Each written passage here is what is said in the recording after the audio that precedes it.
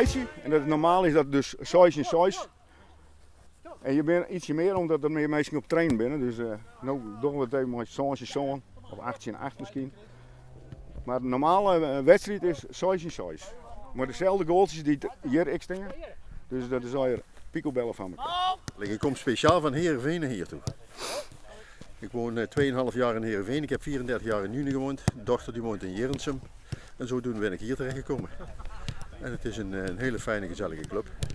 Ja, ik ben al eerst testspelers. Ja, we kunnen het helemaal uitleven en een stukje spanning. En ja, je blijft fit erbij.